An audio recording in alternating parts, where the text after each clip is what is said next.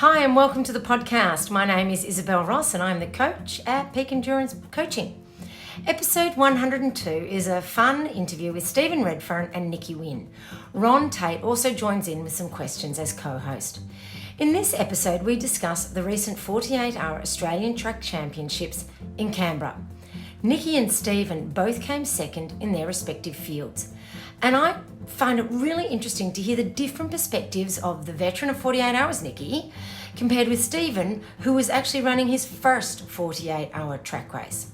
I hope you find it fascinating too. If you do, please go on over to Apple Podcasts to rate, review and subscribe. It really helps grow the audience by letting new listeners see about it when they're searching for podcasts. Thanks so much for your ongoing support. Are injuries or niggles ruining your enjoyment of running and hindering your performance? Get on top of these by seeing the specialists at Health and High Performance. Utilising the latest in technology and with an absolute wealth of experience, the team at Health and High Performance can assist you with all your running injury and high performance needs. So, to get back to enjoying your running and achieving the results you know you are capable of, head to healthhp.com.au/run or find them on Instagram, Health High Performance. Health and High Performance are located in Mont Albert in Melbourne, but are of course also available for telehealth appointments not only Australia-wide, but around the world as well. Contact them on their website to find out more. Wild Earth Australia are the online store to help you make the most of the outdoors with top quality gear at great prices. Peak Endurance podcast listeners can use the discount code Peak Endurance, which is all in capitals, to get 10% off at checkout. Head on over to wildearth.com.au to get everything you need for your next adventure. And with this wintry weather setting in, you might need some new gear. If you are looking to challenge your limits, you need to have structured, individualized training to help you get there. So if you want to achieve your best, email me, Isabel with an O, at peakendurancecoaching.com.au to get a program started.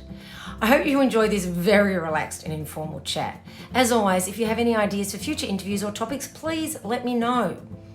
Have a great run wherever or whenever that may be coming up and enjoy this chat.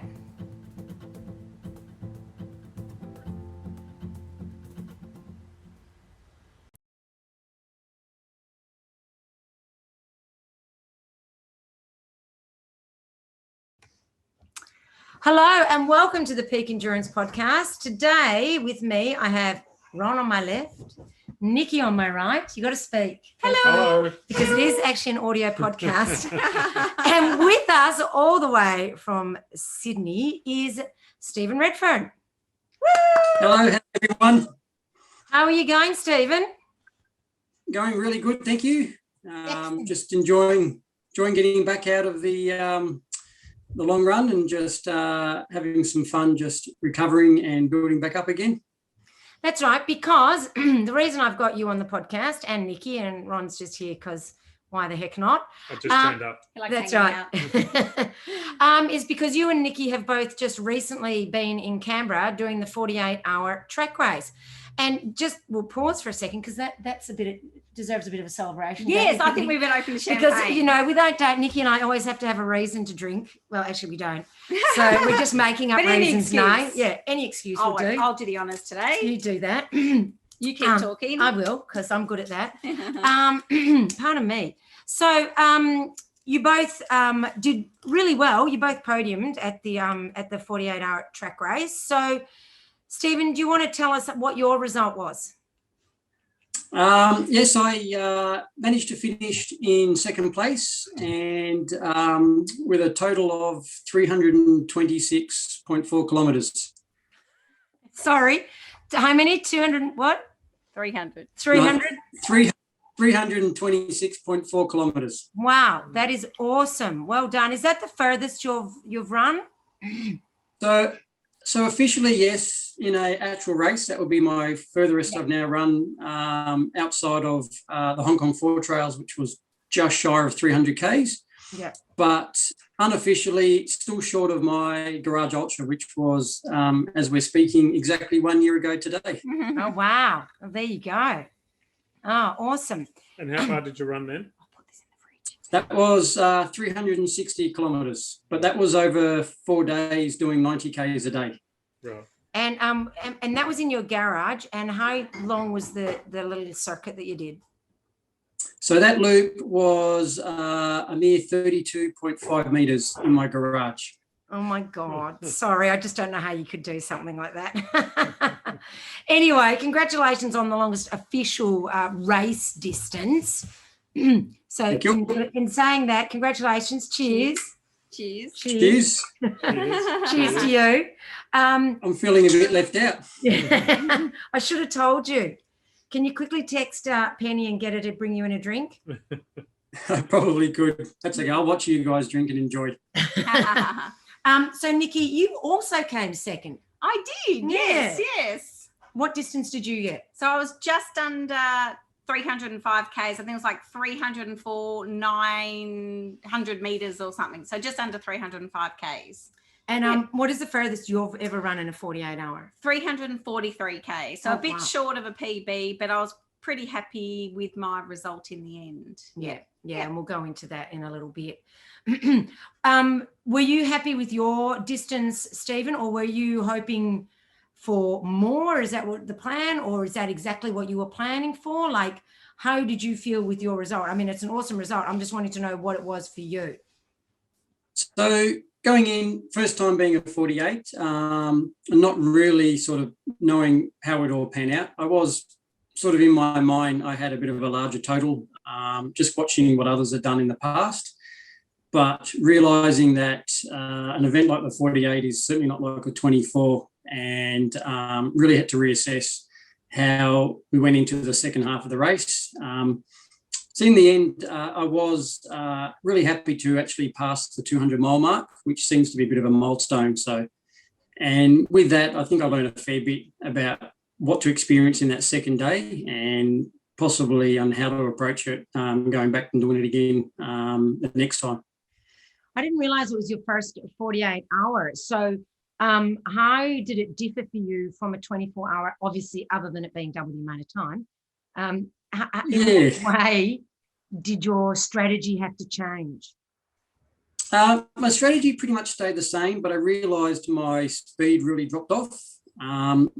I tried looking at it as going into doing, say, 4 12-hour races. So basically try to break it down to 12-hour lots, and thought each lot of the 4 12 hours would be the same in my approach. But was really amazed that after clocking over the 24 hours, and probably within 15 to 20 minutes of getting into that second 24 hours, just realising how much that approach was completely different. Yeah. It wasn't like a continuation of the previous hour or even the previous day. It was almost like you were starting again, but feeling completely different to what you did 24 hours earlier. And I think that caught me out a little bit with regards to still keeping my strategy going, but realising that that had slowed me down quite a bit, and really had to focus on just keeping moving and try not to stop for too long, or even slow down for too much, to get sort of where I got to go. Would you do another 48-hour? Definitely, yeah. So I'd be very keen to go back and retry again next year at the 48. I look at it a lot like when I first did my very first 24-hour about 5 years ago in Sydney, and I went into that really not understanding what a 24-hour was like. And that one, I just got shy of 200 Ks in my first attempt, but realised I learnt a lot in how to approach it, and came back when I did my second. I managed to get 220 in my second 24-hour, and that was just purely on having that experience and knowing what to expect going into the race. And I feel the same for the 48. Now that I know what to feel and what to expect, I think I can approach and tackle that feeling a lot better the second time I do it again. Did you find, how many 48 hours have you done, Nikki?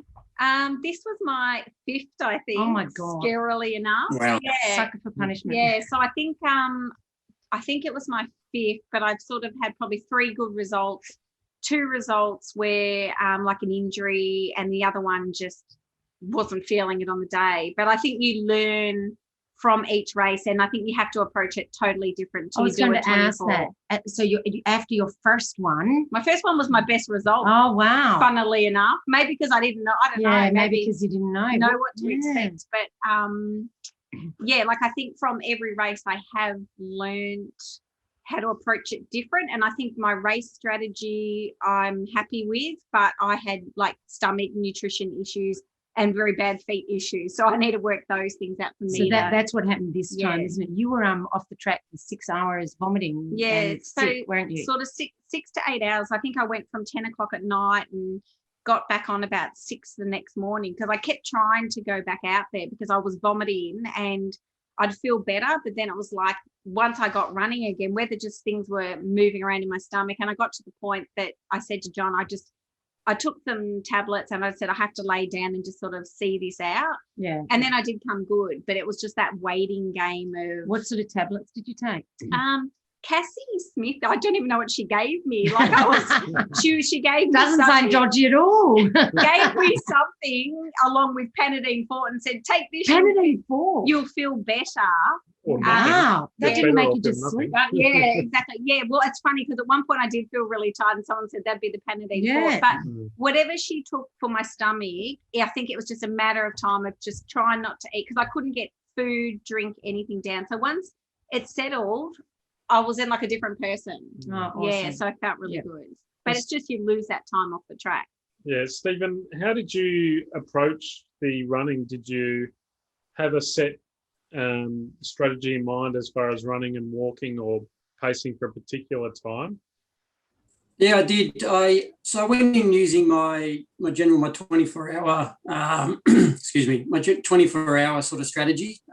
So I went in with my basically running 18 and walking 2 minutes. And out of that 20 minutes, so the 20 minutes each time, it allowed me to then match that up with my nutrition, which I take every 20 minutes. Okay. And I could use that 2-minute walking time to actually take the nutrition down, which I find a lot easier. Trying to run with your nutrition, it's really hard to have it settled. So it's like a double bonus that not only do you get a little bit of a break, but it's so much easier to take your nutrition in, which I feel you can take it quicker, have it settle in there in your stomach. And then once you start running again, you're not trying to sort of digest that at the same time as trying to actually run. So that worked pretty good. I was pretty happy that I was able to run that same strategy almost for the whole 48 hours. Oh, wow. So even towards the end, even though I was a lot slower, I could still manage to know that when I was doing my 18 minutes, it was still a run. And I kept my walking pretty much to a half a lap, which was about 2 minutes at a time for the whole time. So I didn't feel any need to just have to walk lap after lap at any point throughout the whole race. So that in itself, I found was really good. And I probably wouldn't change that too much. My nutrition, I wouldn't change. I was pretty much having the same nutrition the whole time. What were you having? My nutrition is broken into 3 20-minute lots, where I would have 3 lots of Tailwind in 150 ml bottles. And then for the second hour, I would do 2 lots of Tailwind. And then on the third 20-minute lot for the end of the 2 hours, I would have that like a free intake. So instead of Tailwind, I would just have normal fluids, and Penny, my crew, she would just pass me a little bit of food just to sort of break up having the Tailwind. And then I would repeat that every basically 2 hours for pretty much the most of the race. Did you have any meals? I did have, I had one late lunch meal on the first day, which was a small wrap. That evening after 12 hours, I had a small bit of risotto just to see me through the night, which was really nice. So I'd actually swapped that out for 1 lot of Tailwind. So for the next 20 minutes after that, the risotto actually lasted probably 40 minutes. So all I needed was just a bit of fluids. And then in the morning, they made me some porridge, which I think that going into the second day was really nice. It was easy to digest. It had a bit of honey in it for a bit of sweetness, but didn't sit too heavy in your stomach. And that was just a nice bit of warmth just to start the next morning. And then after that, I went straight back to doing the normal strategy, which I lasted most of the second day as well. And so did you stop at all for an actual rest break? So my only stops, I didn't have any planned stops. And I did end up with 2 15-minute breaks in the second half. Mm-hmm. But in hindsight, I would probably increase that. I'd probably look at maybe trying to have them slightly longer, but I would plan them in where I'd want to have them, as opposed to maybe just trying to push through this time without a stop. I think that was a little bit of what may have ended up slowing me down towards the end of that second day as well. So you didn't plan to sleep and you didn't sleep? No. So the 2 stops, I did actually stop, cover my face up and have a bit of a break. So it was 2 15-minute breaks. I didn't really sleep, but it was nice just to shut, I guess, the world out for that little bit of time. But I think the body probably could have handled a little bit longer of a maybe better rest, just to really ease on the legs and then maybe come back out. So I would probably strategize a little bit differently for next year and maybe plan anywhere up to maybe 2 1-hour lots over the 48 hours possibly next time, and sort of, even if it broke into 4 half-hour lots, but something like that, just to sort of see how that would work. But it's always basically a strategy. It's always trying something new and seeing if it works. Yeah. I mean, and it's your first one, so it's a learning experience. I think also too, you realise just how much time you have. Like you feel panicked. I don't know if Stephen, you do, so you feel panicked. But then as it progresses, you actually go, there's actually so much time out here, which I learnt this time, because even when I was sick, I kept saying to John, I'm like, I'll be okay. There's so much time. But I think at the start you panic going, I'm losing time. But then you realise you've actually got so much time. It's so different to a 24 where you do realise you actually don't have that time in the 24. Yes. I feel that is just a straight through. It's almost, I can understand when people call the 24 like a sprint race. Yeah. Now that I've done a 48, you realise there's a huge difference between the two. And definitely agree. I've realised from that second day that you do have time to actually stop, let everything really settle down, and maybe go back out feeling a bit fresher and a bit more focused, and we can actually maybe run that bit harder. Yeah. And I think just Nikki one minute. Ron has to go because he's got to drop my daughter at the station. So he'll be back. So, so you have to keep talking until I come back. We can. Easy. I'm sure we can do that. No problems at all. See you later. See ya. All right. See you, Ron.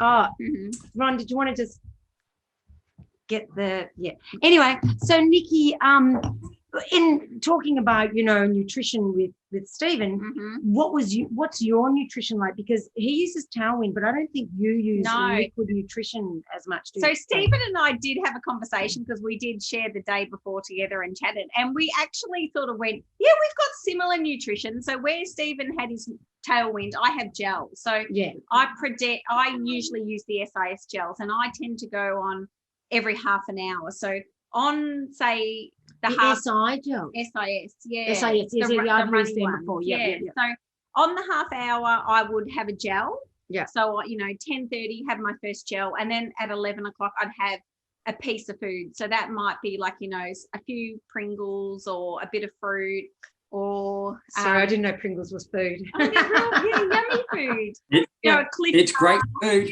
Yeah. So I'm in Pringles. So just something, either, some sour worms. So just a little bit of something. And I think for me, in all honesty, it was very hard. And I don't know about Stephen, but we didn't have a crew for the first really, like, we had Simone there. But I think when you don't have like your own crew, your own dedicated crew, I was sort of going, do I need something? Do I not need something? And I felt like I was it's so nice not to have to think with a crew. They just give it to you, you eat it, and you do what you're told. Yeah. So I sort of felt like my nutrition didn't really go to plan as such. Yeah. And I was sort of guessing, do I need something? Do I not need something? And, I've had issues before with stomach. So it was just one of those things that just didn't work on the day. And then, the funny thing was, second day, I could eat and drink anything. Like I was Isn't eating, that an annoying? I was though? eating pizza, I was having pasta, I was having rice, and everything went down. So who knows? It's just part of it. And so normally, do you plan to sleep in a 48-hour? No. So I didn't actually, like, even though I was off the track, I didn't actually like sleep. No, well, you couldn't if you're vomiting, could you? Yeah. So, but I didn't really go into it with a plan to sleep. So I thought people who did 48 hours would sleep. Not many people really did. Okay. Did they, Stephen? So I think that when you look at the top runners, okay, Cheryl was probably one that stayed out there pretty much non-stop the whole time. But when you look at first and third male, Ewan and Maddie, they both had planned quite large amounts of sleep within their strategy. For Ewan, it did work because he ended up with an extra 20 Ks ahead of me to win the race. And he had probably half a dozen sort of small blocks of sleep where he actually sat down and properly slept. And whether that actually allowed him to come out with a bit more strength, very hard to know. But yeah, in the end of the day, he had more sleep than certainly what I did, and still managed to come out with a bit more speed. Because something that I struggle with is sleep deprivation and the sleep monsters and being wonky on my feet. And I'll get you to answer this too, Nikki. But Stephen, first, how do you stay awake? Not natural to stay awake.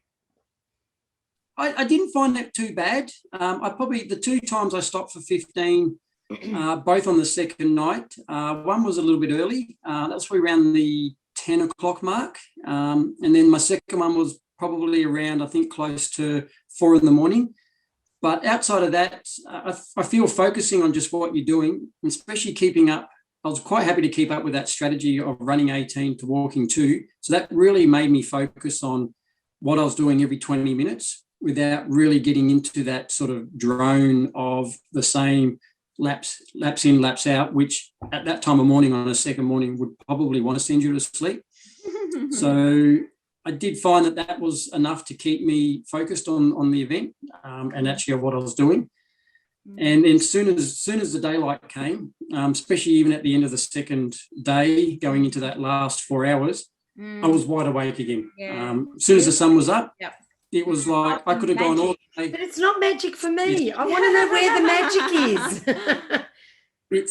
It's almost just in your brain receptors. It just tells you that that's finished. You don't even realise you haven't slept. If also, you know how you said you had porridge in the morning, because for me, like, porridge that's what you eat in the morning. Is it like one of those things that makes you go, oh, it's morning, time to wake up, I've eaten porridge? Would that have helped? Do you know what I mean? I reckon that I reckon really did help. So at the end of the 24 hours, because I managed to just reach 200 Ks just before the 24-hour mark in the first day, which allowed me, I was quite happy then to stop. I actually changed some shoes, put on a different top at that point, and that's when they decided to say, hey, here's some porridge for you. So even though it was still 10 in the morning, to me, it was like I was starting my new day. Yeah, and that's what I mean. It's like a signal to your body, oh, this is a new day.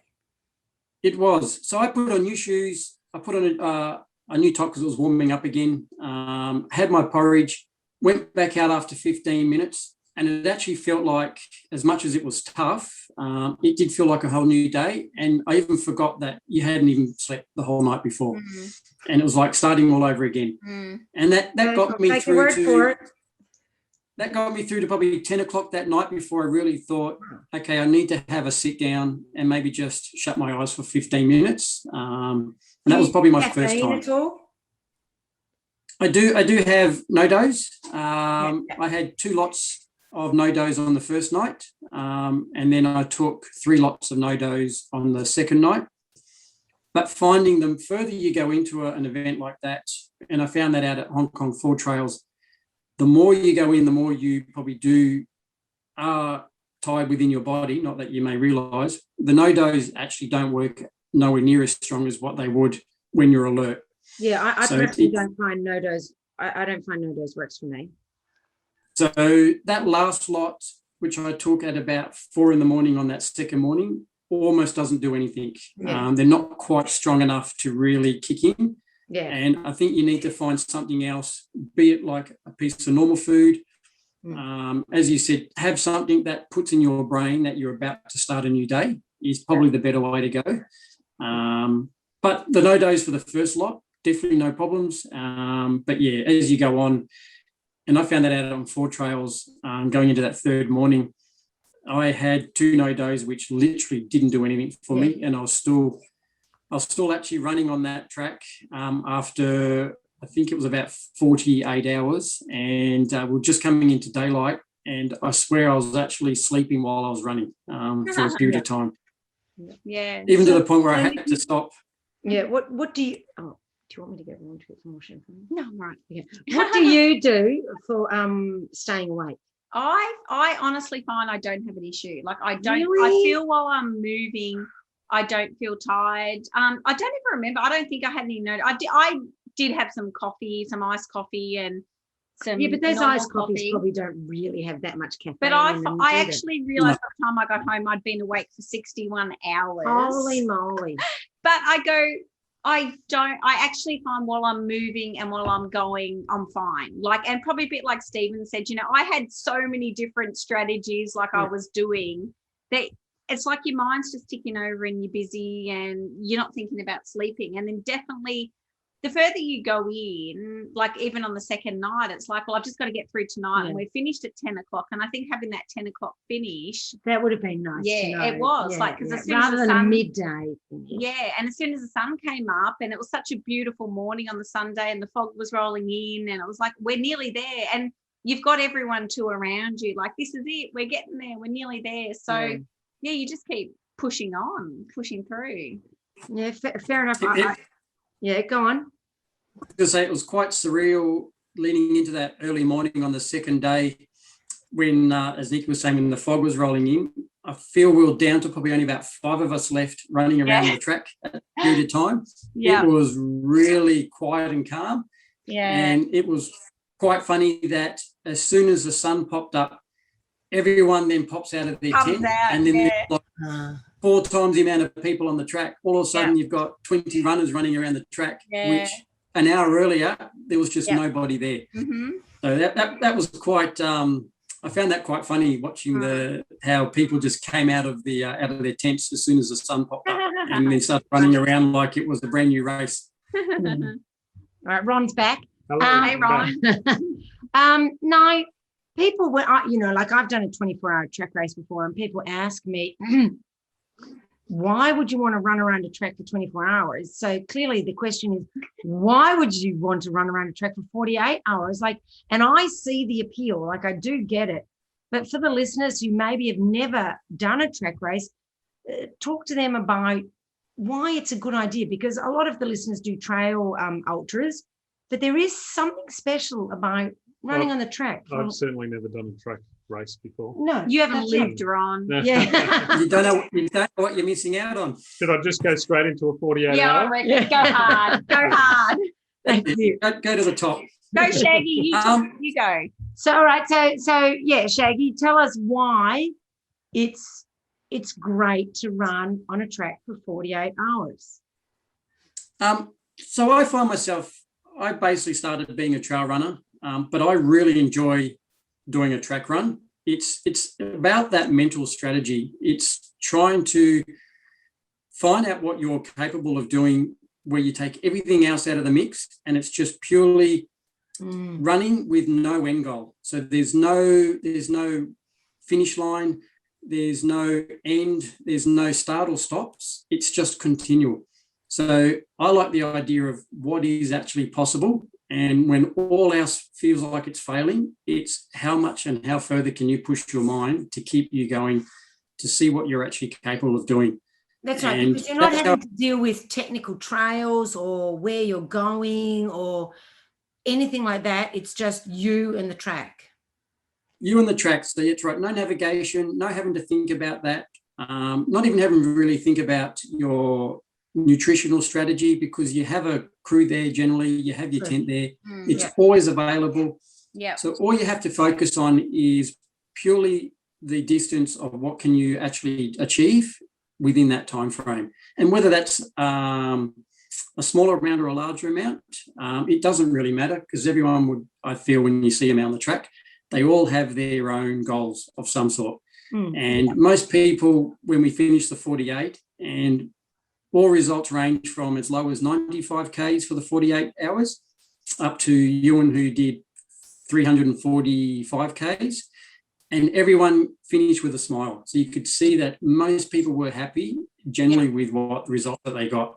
And that's the whole idea of a track event. It's, you don't have to feel disappointed. You don't have to feel like you've let anyone down, because at the end of the day, what you've achieved is what you're capable of doing. And that's what I like about a track. It's really, as you said, it's yourself, the track, and what you can do yourself. And I find there is a real sense of community because you are in such close quarters. You really, there's so much support out there. Like everyone's, you're not enemies out there. You have each other's backs. You're looking after, you're encouraging each other. And I think that's such a, just being part of that experience as well is just, so you're in it together. It to the listeners, we are Nikki. in this together. You can actually say it and really mean it. And you are too. Sorry, and you are too, because most point-to-point trail races or road races, instantly everyone spreads out. So off goes the elites out the front, fast and hard and fast, and then you've got your slower runners towards the back and your middle of the pack. But no one then ever gets to integrate with anybody else. And often you'll find, in especially a lot of the point-to-point races, how much the back markers start to feel anxious about being held, like holding up the event or holding up other people. And often that plays on their mind and can actually beating cut-offs and that. Beating cut-offs, or even just holding up, watching organisers wanting to pack up before they actually get to finish. Whereas on a track, everyone is integrated together. So and no one really has to care whether there is no real back marker or front runner. Just everyone's running together. Everyone will actually finish at exactly the same time. Everyone starts at the same time, and everyone comes and goes and stops and has their food and their strategies all on the same place. So and I think that's, as Nikki said, that's where that community really joins in on the track. And that's what makes the event so special. Not so much the scenic or the technicalness.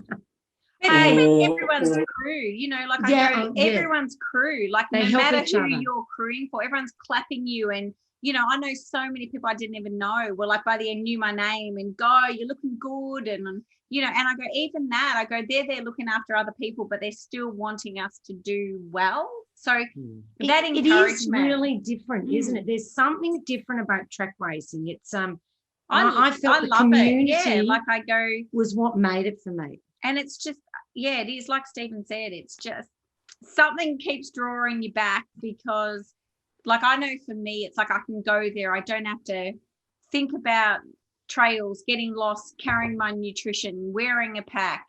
And you can just be, and I can just get into a zone and put my music on, and the hours just tick over and over and over. And it's like you're in your happy place, and it's just such a great experience. Yeah. Also, one thing with the track running that you can't do on anything else is you can't hide anything. So everything's there for everyone to see. Yeah. I know on trail running and when you're out there on point-to-point races, you will get periods of time where you're on your own. So if you aren't happy, if you want to have your own little pity party, no one has to know about that. But on the track, you're there for everybody to see. So it's they get to see all your highs and your lows, whether you want to hide it, whether you want to show it. But no one really judges that. They'll just see if you're having a down period, people will just want to encourage you to just pick yourself back up and keep going. Yeah. So I think that encouragement, as Nikki said, really helps draw out all those bad times that you might have at any point on a track, and can turn that into a positive and just allow you to enjoy what it feels like to actually do that run. So I'll always enjoy doing a track and have it as part of my sort of my running career. So I like it. Too, one thing I have to say, like I've had this conversation with people, it's not easy. Like people go, oh, it's flat, you're running on a dead flat track. But I go, give me a trail race any day where I know I'm walking up a hill, I'm jogging down the other side. And whereas I said in a track like Stephen said, there's nowhere to hide. So you were exposed, and that's tough to keep pushing when you're hurting and things are hurting. You have to push through that, whereas that's why I really go look at a trail race and I go, you can look and go, that's okay, I can push hard here because I know I've got a walk coming. Yeah. But you can't do that on a track. No, you can't hide it all. I think that's where a good strategy works well. Yeah. So it's, if you know in yourself that you have a good strategy, this is my first time I've actually done the full run walk strategy that's lasted more than 24 hours, and was really impressed that it actually worked well. And I think it's good mentally that you have that in there, then trying to say, I have to just run as far as I can go. Because as Nikki and I talked the day before, eventually if you want to do that, you will hit a wall where you will probably end up walking for a lot longer than you really wanted to. Yeah. Because you can only sustain that running for a certain period of time. So knowing you're going to allow those walks in there like you would on a trail race and a trail run does actually allow you to just keep it going for a lot longer. Yeah. And also just doing that walk break, it uses different muscle groups and has different impact on your legs and your feet, and thus gives you the break that you would normally get in a trail race from ups, downs, versus flats, whatever. Yeah. I mean, I remember I did the walk breaks. We did 13 minutes, 13-2 originally. And I remember I was the first person in this track race to start walking, the only person.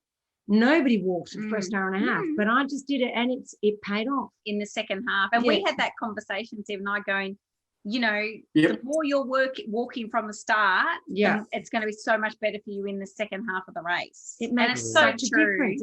It's amazing. Yeah. How hard was it as you started to get into the 35 and 36 hours to not start extending that walk break out just a little bit further and a little bit further? Because I did that.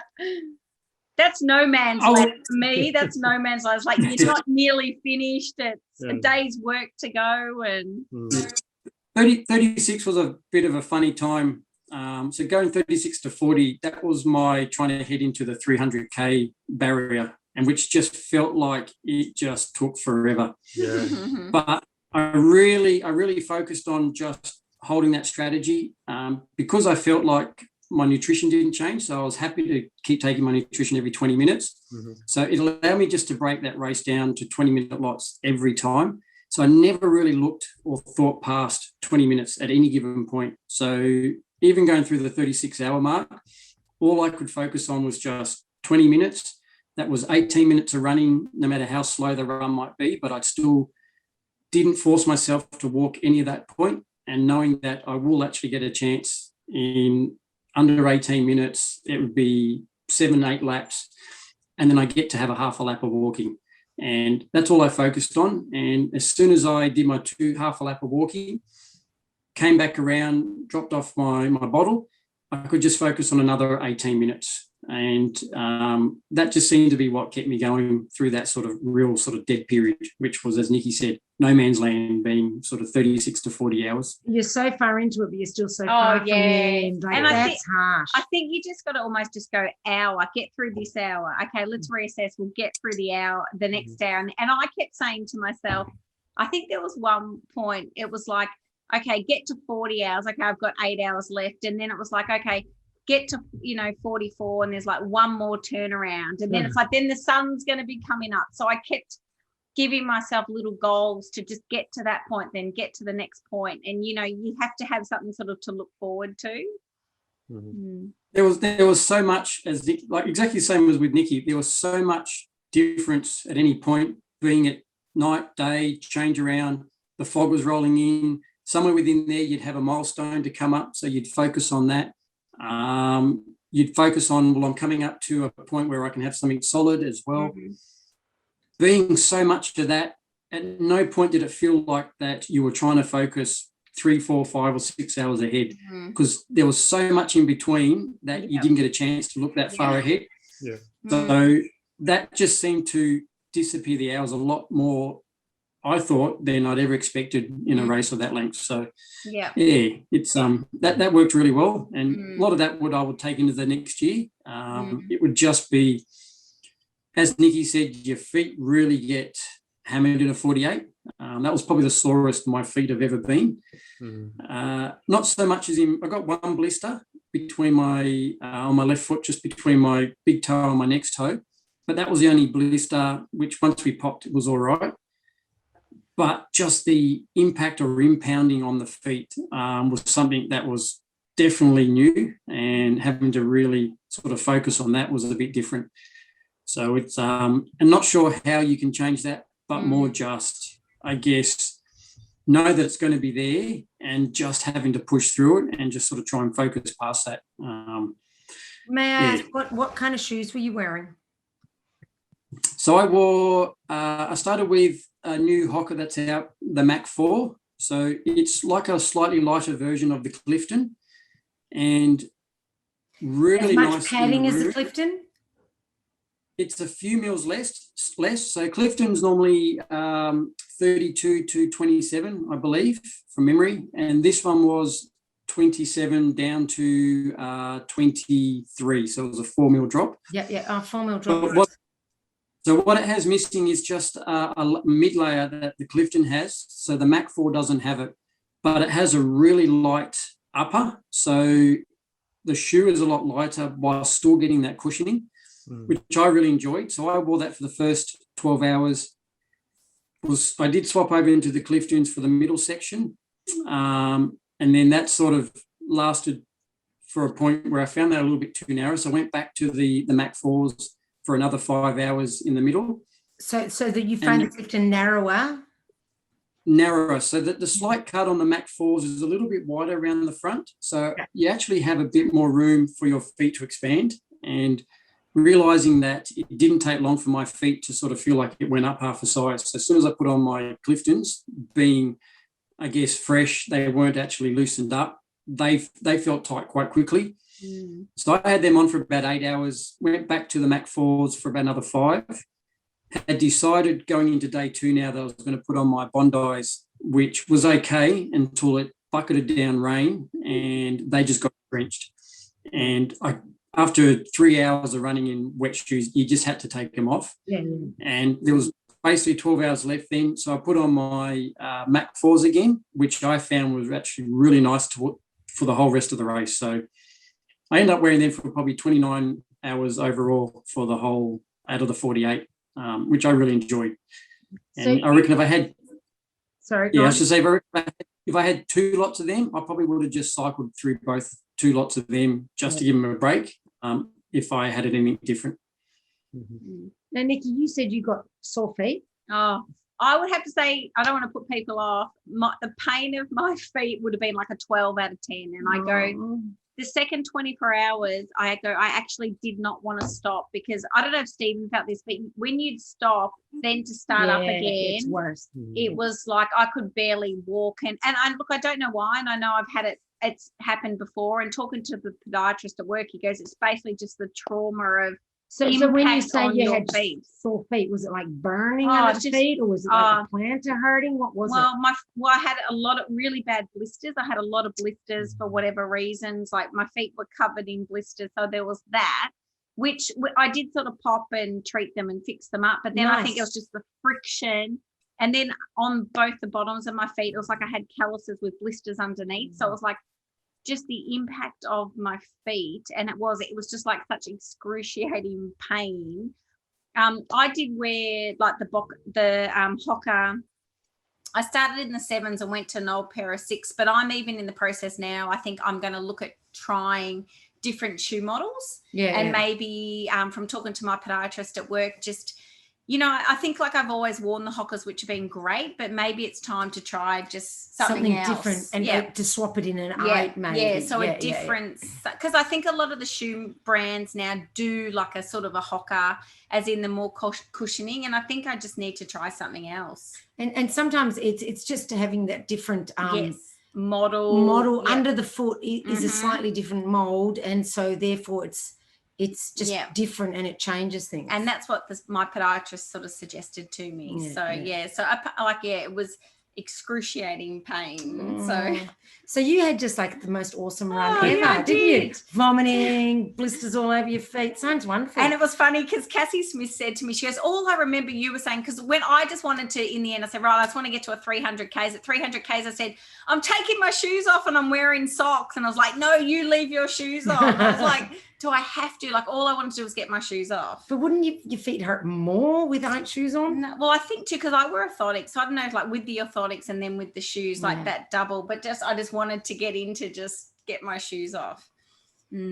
Surprisingly, surprisingly, the track it's the brand new blue Mondo surface, and everyone raves, oh, here's the new modern track surface.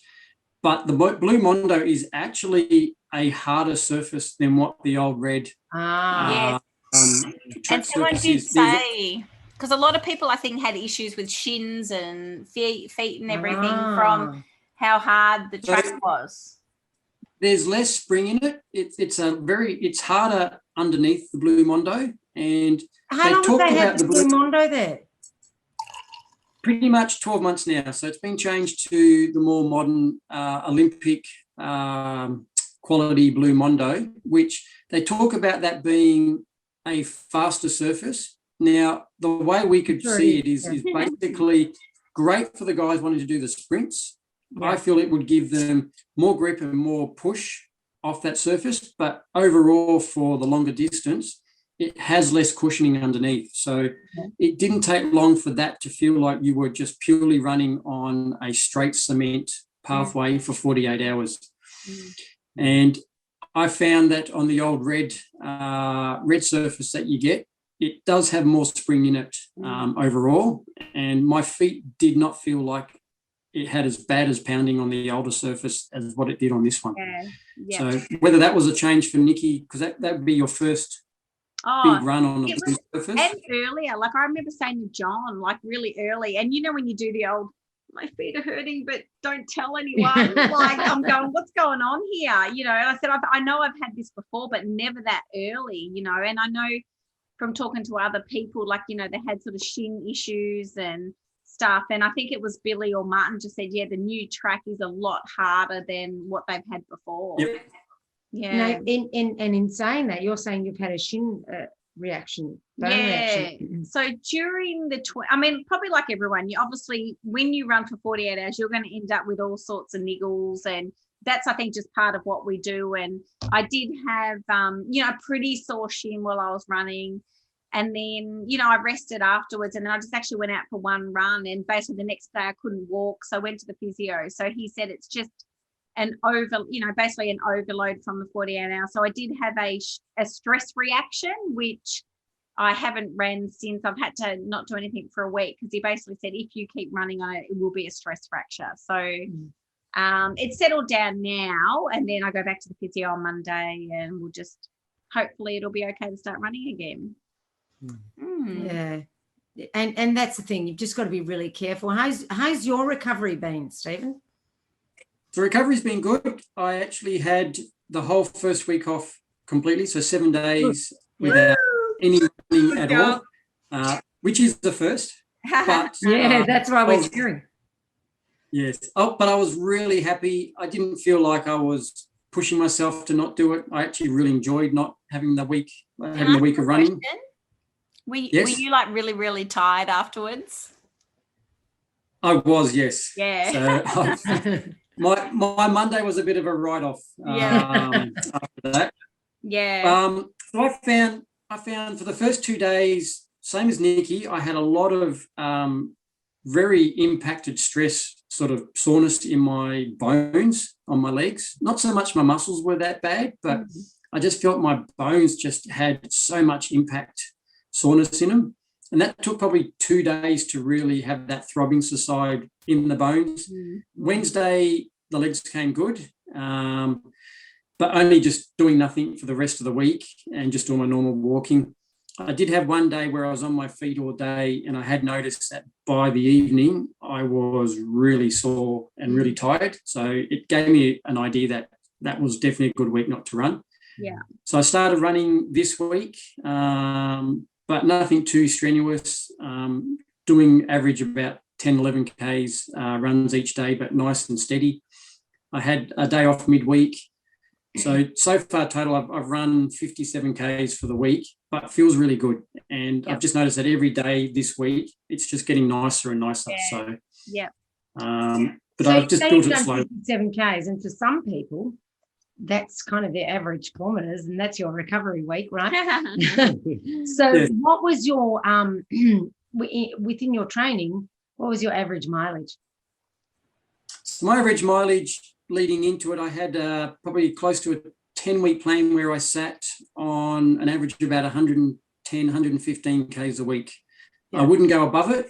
I probably wouldn't go any lower than about 105. I try to keep it not too high mileage, but I was still allowing myself to do a long run within there. So if I happen to do a 60K long run within that week, it would mean I'd have, say, 2 rest days and only make up the rest of the week to the 115K mark. Mm-hmm. So it was still nice to have the long runs, but I really, for the first time, decided to keep the high mileage down and not go in feeling like I had high mileage fatigue, but feel a lot stronger, which I think worked really, really well, having that consistency. And I'll probably do that again, but even do it for a longer stint next time. I quite enjoyed that. Yeah. Good.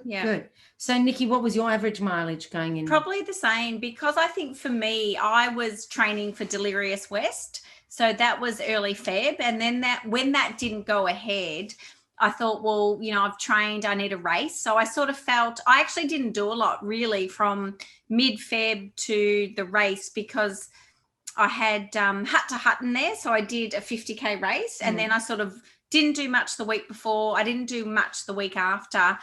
And then I think it was only about 4 weeks in between, like sort of Hut to Hut and the 48. So I actually was probably doing 80 to 100K, probably not even that actually, because I did also come out of Hut to Hut. I was having a bit of a hammy issue when I was sort of alternating running and biking. So, and I sort of was under that sort of, I've done the training. Yeah. I need to be extra fresh. So I sort of went on with the less is best, because I didn't feel I needed to train. Like I felt the training's in the bag, I've done that. So going to that being really, really fresh. So it was probably 80 to 100K, even if that, it wasn't a lot of training, because I feel like I'd done the training.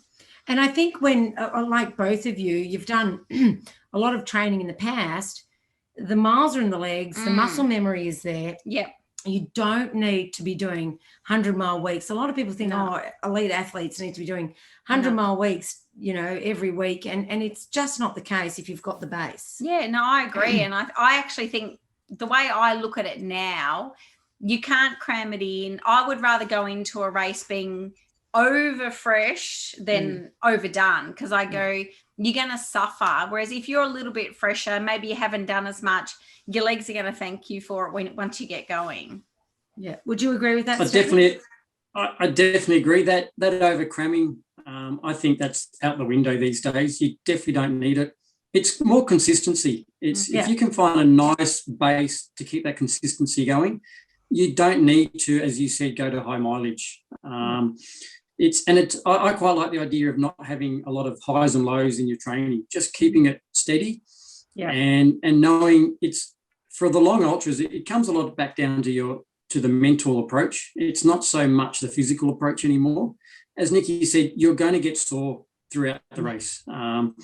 And everyone's going to cop that. Now, trying to learn and actually build up on that mental approach to know that you can still push past that and find a way to keep that consistency going. That's where you really got to learn it. And that's how I sort of went into this. And it seemed I was really happy with the way it worked. It's just, a matter of now just knowing what the second day's like and mentally approaching that probably slightly different for the next time. Now, you've got your own race that you are holding yourself coming up in June, July? June. 55 days to go. Is that all? So do you want to just talk to the listeners who might be thinking, well, this track racing sounds awesome. I need a race. Tell us about your race. So I've started with it, organising it back in middle of COVID when Sydney had lost the 24-hour race 2 years ago when that actually moved to Canberra, which is now the Canberra 48. So the organisers, Sri Chimnoy, who now look after the Canberra 48, had relocated their 24 down there because they could only really look after and organise 124 a year. So with that, Sydney just basically didn't have a race anymore that was within the calendar. And I felt I didn't want to see that being lost in Sydney. Yeah. And decided to take it up and start a new race, put it in a new location, so closer to the Southern Shire where I live, where there's a really big running community here. Awesome. And just change the name. So now called the Southern Sydney 24-Hour Ultra here at Barton Ridge Athletics Track, which is a sporting complex just out of town, and really nice because there's no built-up area around you. It's all open. There's bush on one side. And just a beautiful sort of backdrop to have the race at. So yeah, and that's going really well. And what time? Like, do you have a 48-hour or is it just 24-hour? 12/6? What is it? So being my first year, I thought I'd keep it traditional. So I've got basically the big race is a 24-hour, and then I have the 12-hour, a 6-hour, and a 3-hour on the Sunday. But I've also incorporated a 100K race, which will run at the same time as the 24-hour runners. And I've got a night marathon. So once the 12 and the 6-hour finishes, that lane's free. And I put on a 9 o'clock at night, a night marathon, just to try and keep the vibe going with the 24-hour runners. So that should head them into sort of just after midnight and early hours of the morning, which will be really nice to just sort of keep that vibe going. And then a 3-hour race on the Sunday morning, leading into the finish of the 24. Sounds good. So Ron, you've never done a track race. Come on, Ron. Are you feeling tempted? Come on, Ron. Yeah, I can see you out there, Ron. the 3 hours looking good. No. No, I mean, I would seriously think about a 6 or a 12. I think everyone should do 24. Yeah. A 24 is different to a 6 or a 12, to be honest. Oh, I think a 6 is a sprint. Like a sprint. That's a sprint. Sprint's too fast, Ron. Go to 24. Most definitely. I've had a few people ask, and I often will recommend doing a 12-hour. Is nice thing with a 12-hour gives you 6 is, as Nikki said, is a sprint. So you're really going to go into that. Basically, that's just an extended marathon. So go hard for 6 hours. Most people want to go hard for a 6 and just see what they're capable of doing. A 12 is a little bit different because it is a bit longer. So you do have to strategize how you're going to get through 12 hours. You will definitely probably go past the 100K mark. So it's not just a matter of just go hard and see how long you can last, because you'll end up breaking in a 12-hour. But with a 12-hour, what's really nice is it gives you a really good feel of what a 24 will be like. You can really get an idea of like your strategy, your nutrition, how all that will work. But wake up the next day after a 12 and almost have no fatigue out of it. The recovery I find from a 12 is actually very quick, and you can often just go back into normal running within a day or two of actually doing a 12-hour race. Very little impact I find out of the 12. So that's actually a really good introduction to a 24. There we go. Ron, you're doing Right. a 12 Got any hour. spots? Got any spots left? Well, would you believe my 24, my 12 and my 100K have all been sold out. Wow. I do have 6-hour, 3-hour and 42 and the 42 marathon. I was really impressed for the 24. That actually sold out as early as last year, back in November. Wow. So I have 43 runners in the 24 hour, and I have another 15 sitting on the wait list who would like to actually enter. Wow, that is awesome. But I just can't accommodate them. But it was really nice to see the interest in the larger distance, and everyone wanted to actually give it a go. And with probably a good half of them never actually stepping foot on the track before. So this will be their first actual track experience, doing a 24 as well. So I was quite proud to see that, which was really good. That's I awesome. think, though, you've got a lot of people who want to support you too. So I think, you who you are and the person you are, you have people wanting to be there for you too. Which makes me really humbled. It's really nice to know that people want to come and actually support the event and show their support there. So at the moment, I've got 125 runners with still 55 days to go. So I know I'm probably going to get quite a few more, which are going to fill up the smaller events. So I'm going to go into this in July or in June with quite a large field of runners over the 24 hours, more than probably what I ever expected. So that in itself just makes me feel pretty proud that it's actually come together so well. That's a great achievement. Yeah. So what's next for you racing wise? My next booked in race is in end of September for the Adelaide 6-day. Nice one. And what about you, Nikki? What's next for you? A Rational South in June, early June. Yeah, so that's 320 Ks. Oh, is that all? And then I'll see Stephen at the 6-day. Yep. Don't forget you've got 24-hour in between there as well. I've got a couple in between, and we've got Last Man Standing. Aren't you doing that too? Oh my God! I do have Last Man Standing. There you go. So you're doing the Clint Eastwood as well? I have a rolled over entry from last year. So yeah, in August. Because I'm doing it. I'll be there. Yep. There'll be some I'll be good there. runners at Ron will the be Clint there Eastwood. supporting me. Yep. So it'll be all on. Yeah. Fantastic.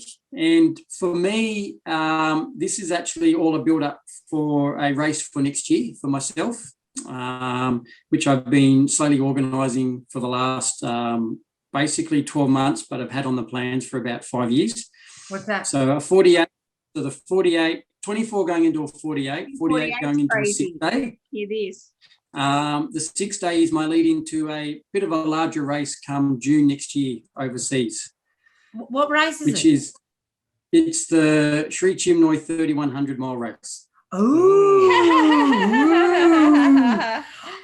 Yes. that sounds awesome.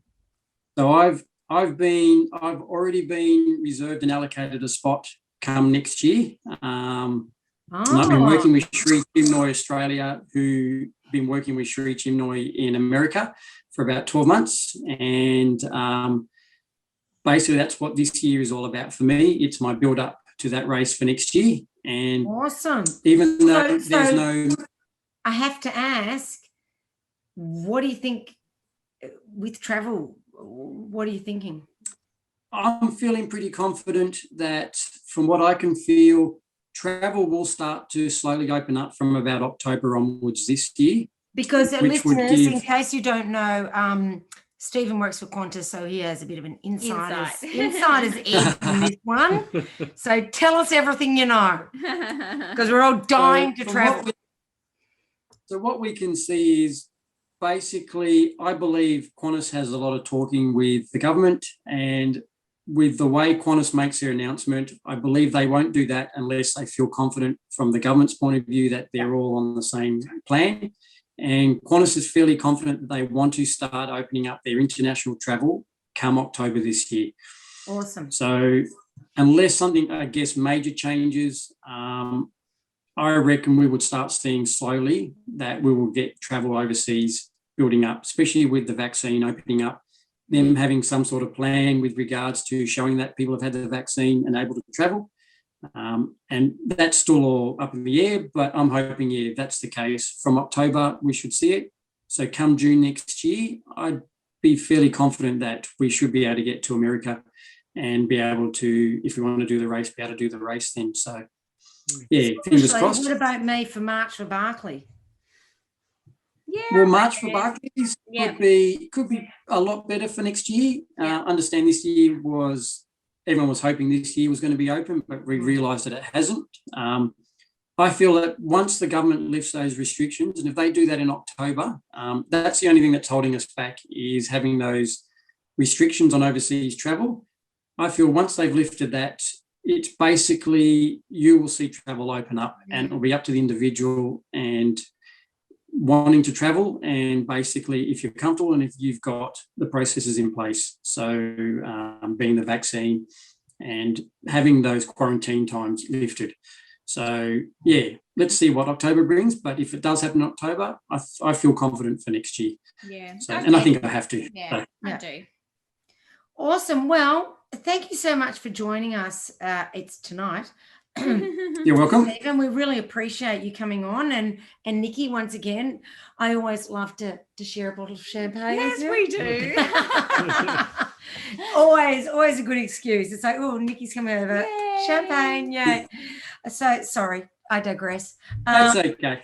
It's great to share the experiences. It's so good to hear about your experience, both of you, the 48-hour. And as Nikki always says, everyone should at least try, all ultra runners, not everyone, but all ultra runners should at least try a 24-hour. Yeah, I think It's different to a 6 and a 12-hour, and it's different to a trail race. It's something different, and it is just embrace awesome. it. Like go there and embrace it, and just be in the moment. And once you've tried a 24-hour, why not a 48-hour? Exactly. Double the fun. And then you go to a 6-day, don't you, Stephen? That's exactly right. And then you go to 30. Exactly. Like, crazy time. That's right. Beautiful. Excellent. And that's what ultra running is all about. Yeah. So thank you so much, Stephen, and good luck with your race and your plans for next year. And I'm sure it'll all go well. And Nikki, good luck with your 320 kilometre trail. Back on the trails. It'll be back on the nice. trail. So we're going to have to go out training. Yep, exactly. I've got a good training partner here. That's it. And let's all have some fun with ultra running. And just for you, Izzy, good luck for your race or your FKT attempt coming up shortly. Right. I believe that's not too far away. 2 weeks today. I'll be out there. 2 weeks. Yeah. Fantastic. I'm looking forward to following you and how well you go with that one. My question is, have you registered that as an actual route? Not yet. I've talked to Buzz, and he says that he thinks it would be perfectly acceptable. I want to run it to have the proper GPX file of it to show. But he says it sounds good because it's a long distance and it's got a purpose, as in it has. Yeah. That's right. It has meaning and purpose. So that's the main thing. Is that, and it doesn't have to be pre-registered. I wasn't sure whether. You may do it. I thought of pre-registering it from the GPX we made from creating the file, but I still think a run GPX is the best form to submit it in. Definitely, because if it's slightly different to if you upload pre-register, you're almost expected to run exactly as per that GPX. Yeah. And if there is slight changes, it doesn't give that opportunity to then go back and actually ask for the changes, whereas this way you can tweak that during the actual run and your time will still end up being your finish time from start to finish. Then you know that you actually have, as you said, a race route exactly how you wanted it to be run. Yeah, exactly. So that's the plan. So yes, but I have spoken to Buzz and he seems to think it will be okay. He can't promise anything, obviously, but yeah, we shall see. Looking at what you've been doing and what you want to achieve with it's the 7 major peaks of Victoria, is that correct? Yeah.